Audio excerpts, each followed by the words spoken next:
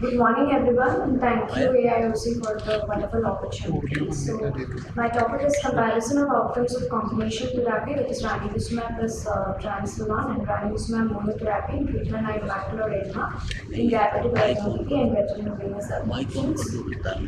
Have no conflicts of interest or no financial disclosures. As we all know, diabetic retinopathy and retinal venous occlusions are the two major retinal vascular diseases worldwide in people aged 20 to 74 for DR and over 65 years for RBO, and macular edema is the principal cause of visual loss and blindness in these cases.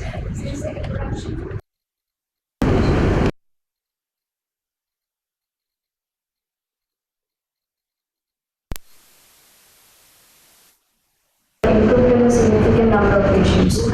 The combination of intravitreal steroid and anti-VEGF therapeutic agents could potentially have synergistic effects for treating macular edema in DR and RBO. Our aims was to compare the outcomes of combination therapy with monotherapy in patients with central macular thickness more than 500 microns. Our objectives were to compare the visual outcomes of the two groups, to compare the mean reduction in central macular thickness, and to evaluate the safety. We included all treatment-naive cases of diabetic macular edema and RBO with macular edema with a clinically significant CMT of more than 500 microns. We excluded patients with previous retinal surgeries with pre-existing inner retinal disintegrity and with patients with chronic macular edema and associated macular dystrophies.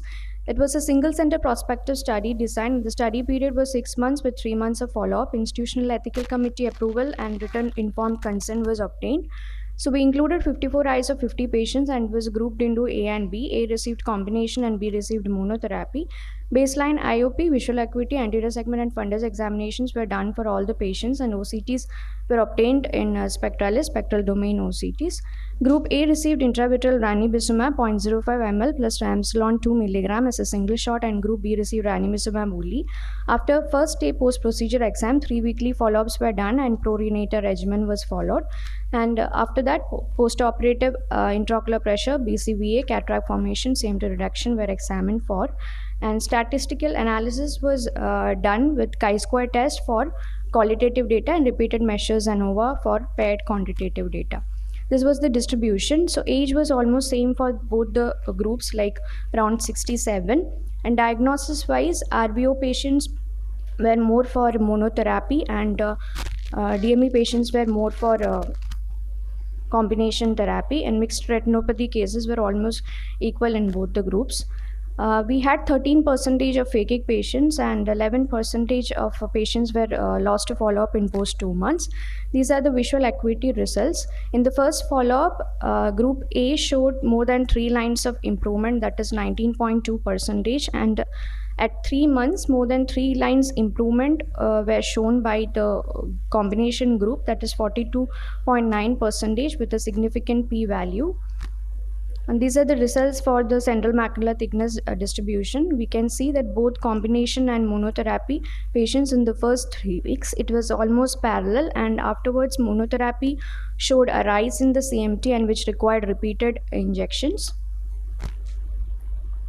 IOP trend was a little bit comparatively higher in combination therapy, but still it was within safety margins only, and there was no evidence of increased cataract formation in combination therapy patients. To summarize, combination therapy patients had 3 lines of visual acuity improvement in the first 3 weeks itself, and they showed good maintenance with single dose post 3 months, and IOP was also within safe margins and no cataract formation, and monotherapy required average of 2.4 injections for the same effect.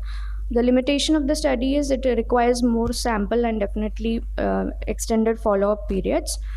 To conclude, combination therapy was safe and it had a significant gain in visual acuity, and CMT reduction was also improved with lesser number of injections, and it reduces the treatment burden, and it shows better cost effectiveness, especially in developing nations like India.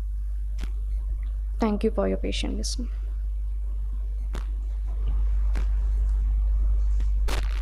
Do you do any paracentesis or anything when you give the combination therapy in this case? No, sir. If the IOP was found to be like significantly high, then maybe, but most of the times the vitreous egress from the site would take care of it. dose of steroids that you're giving? Sorry? How much the dose of steroid 2 combination? milligrams, sir, triamcinolone. 2 milligram. What do you say egress from where? Okay. If there is egress, you said there's no paracentesis done. No, with in the injection site itself, when we remove the needle, sometimes some amount of vitreous leaks out, and that should take care of if at all any IOP rises there. Same needle or same syringe or It was a single shot only, sir. Same needle, same syringe. both the drugs and same syringe? Same syringe mixed together. Do you feel any precipitation or something occurring? No, sir, not really. So what It was the was total like mixed volume that you injected? It will be a little bit higher than the normal. No, what was the 0.05 exact that- volume? It was- 0.05 is for ranibizumab, and Yes. so how much the combined volume method? 0.01, almost 0.1 only. 0.2. Considering that both these diseases, DME as well as RVO, CME, they are chronic, recalcitrant, and often tend to be recurrent, don't you think that the duration of the study would not give a good picture of the ultimate result or beneficial of one or the other?